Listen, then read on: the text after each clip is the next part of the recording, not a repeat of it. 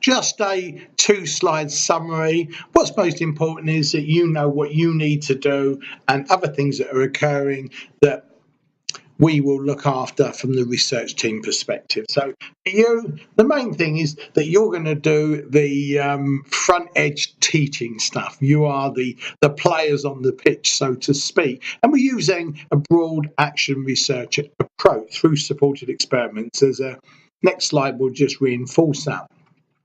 You'll be working in collaboration with a research team, which at the moment is me, Mark, and we're going to employ a research assistant. And any of you can be part of the team in any ways that's comfortable. So it's a very open, egalitarian, collaborative affair. And invariably, we're going to evaluate practice.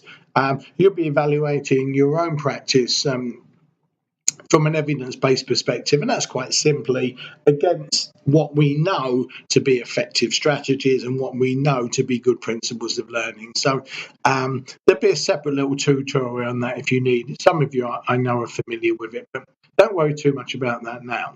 So that's the basic thing in relation to what you're going to be doing.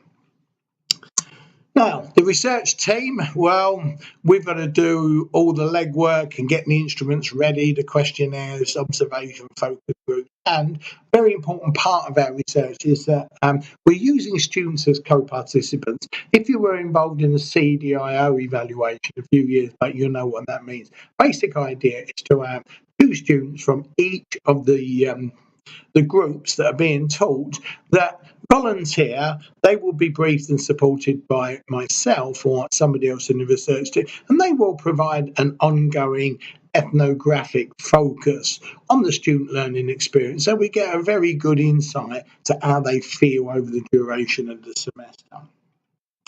Okay, the students, as we said, pretty important because they're going to give us valuable feedback. So we will manage this process. Again, any information that comes to us goes to you. So we're all working together on this. The basic idea is to understand how the students are learning and what we can do to make that learning experience better and give them the best attainment opportunities. Okay, let's look at the slide on supported experiments. It's a term used by Jeff Petty. You may know Jeff or read some of his work. He's done some work with the poly. Basically, it's an action research thing, and we are piloting, trialing different teaching strategies that we think will be evidence-based and enhance student motivation. Here's a bit of a pan out of that you use the strategy, obviously based on some idea or evidence why that method will work with those students, and you try it out, and it takes time to get good at it sometimes. So you can have the support of other members of the teaching faculty or the research team. Okay, here's Petty's summary.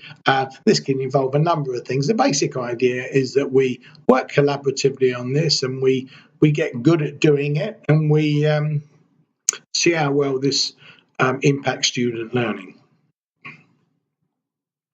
Note, like any complex skill, deliberate practice and feedback over time is important. So basically, it's an action research approach. We want to understand the situation, the problem, intrinsic motivation, and then designing, implementing, evaluating strategies to improve it through these effective practices. So that's the key summary of the methodology. Anybody who wants to know more, I can feed in stuff or do a slightly longer version of one of these little lecturettes to give a bit more underpinning theory and what some of the instruments will look like when we get them in. So that's it for now on this one.